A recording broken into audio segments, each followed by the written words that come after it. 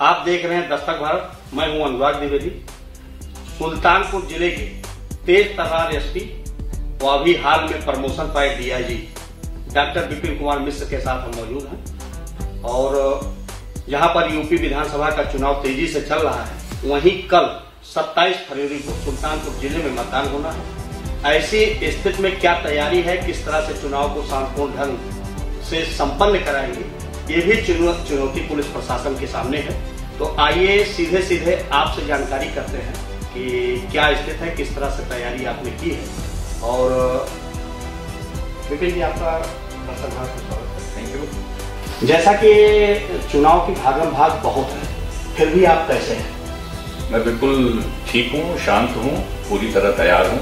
और जिले में चुनाव को लेकर कितने संवेदनशील बूथ बनाए गए हैं? गांव से बाहर से कुछ फोर्स भी आई है, क्या है, किस तरह की व्यवस्था है? देखिए, संवेदनशील मानक जो बनाए गए हैं वो हम लोगों ने लगभग 300 केंद्र ऐसे चिन्हित किए हैं जो हॉट स्पॉट हमारे रहेंगे। और 2 विधानसभाओं पर मुख्य रूप से नजर रहेगी। एक तो इसौली की विधानसभा पर नजर रहेगी और लंबुआ की विधानसभा पर भी विशेष रूप से नजर रखी जाएगी। हम लोगों ने 12,000 पुलिसकर्मियों की तैनाती की है, जिसमें 77 कंपनी पैरामिलिट्री फोर्स की भी तैनात की गई है। इसौली में बीएसएफ की तैनाती की गई है और सीआरपीएफ की तैनाती जो है लंबुआ में की गई है, वहां के अराजक तत्वों से निपटने के लिए। इसके अलावा हम लोगों ने हर सर्किल में लगभग 2 या 3 ड्रोन कैमरे की भी व्यवस्था कराई है, जो इनका संचालन पुलिस की देखरेख में कराया जाएगा और ड्रोन के माध्यम से सारे उपद्रवी तत्वों पर नजर रखी जाएगी। मतदान कर्मियों को पूरी तरह से निर्देश दिए गए हैं कि कोई भी मतदान केंद्र के अंदर या लाइन में लगा हुआ व्यक्ति मोबाइल का फोन प्रयोग नहीं करेगा। इवन एजेंट्स भी मोबाइल का फोन नहीं प्रयोग करेंगे तथा अंदर बाहर बिल्कुल नहीं जाएंगे। अगर एक बार वो बाहर निकले तो उनका पुनः प्रवेश पूरी तरह से प्रतिबंधित हो जाएगा। चुनाव को लेकर उड़न दस्ता भी है और स्टैटिक्स मजिस्ट्रेट भी लगे हैं, पहले से लगे रहे हैं। कितने एफआईआर या कितने ऐसी कार्रवाई हुई, कुछ कहता? हम लोगों ने अभी तक 14 एफआईआर आदर्श आचार संहिता के उल्लंघन के संबंध में किए हुए हैं, जो अभी विवेचनाधीन है और शीघ्र ही उनका निस्तारण किया जाएगा। प्रतिदिन जितने भी हमारे एफएसटीज हैं और एफएस हैं, एसएसटीज और एफएस हैं, उनको द्वारा 24 घंटे की निगरानी की जाती है। हमारे करीब 40 अंतर जनपदीय बैरियर, उन 40 अंतर जनपदीय बैरियर्स पर भी इस समय 24/7 मैन किए गए हैं, जिनके माध्यम से आने जाने वाले लोगों पर कड़ी नजर रखी जा रही है। विशेष रूप से पैसे से प्रलोभित करने वाले, अवैध मदिरा का बंटवारा करने वाले या अन्य तरीकों से मतदाताओं को प्रभावित करने वाले लोगों की सघन चेकिंग भी सुनिश्चित कराई जा रही है। देखा जाए तो चाहे चुनाव हो या ना रहा हो, आप कार्रवाई करने के लिए जाने जाते हैं, बेहतरीन कार्रवाई करते हैं या तत्काल एक्शन लेते हैं। ऐसी स्थिति में विपक्षी दलों का आरोप है कि आप सदैव सत्ता पक्ष में ज्यादा काम करते हैं। नहीं, आप कोई ऐसा उदाहरण बताइए जहां विपक्षी दलों को इसमें परेशानी हुई है। मेरे द्वारा कार्रवाई हमेशा निष्पक्ष रूप से की गई है और आगे भी इसे सुनिश्चित कराया जाएगा।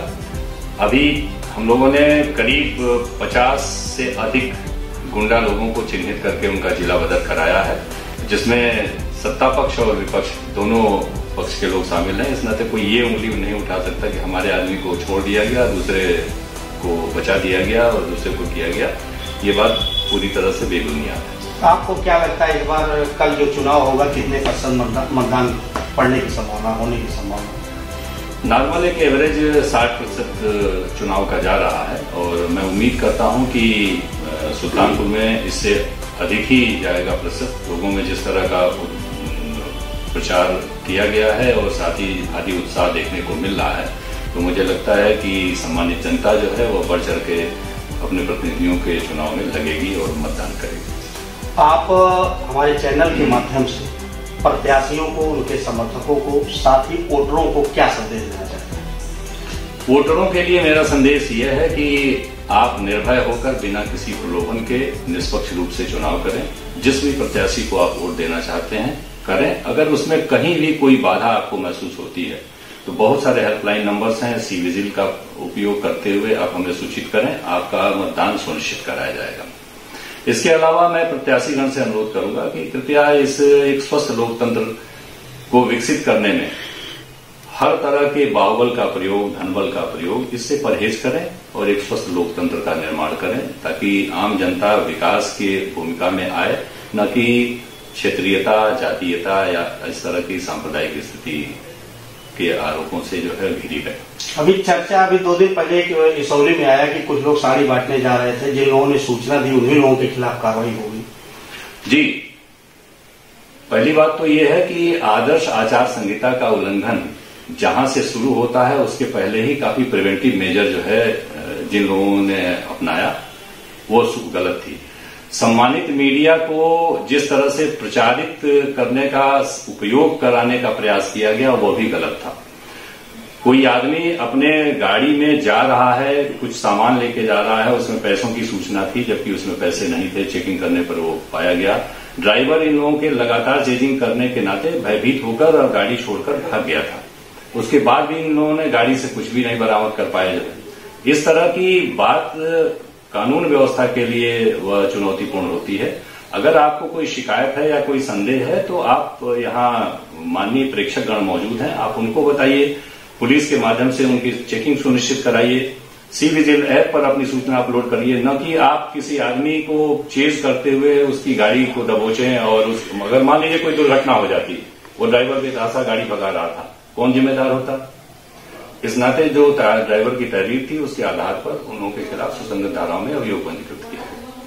ये थे हमारे तेज तर्रार डीआईजी व एसपी डॉक्टर विपिन कुमार मिश्र जी, जिनसे आपने कल मतदान होने वाली तैयारियों के बारे में जाना।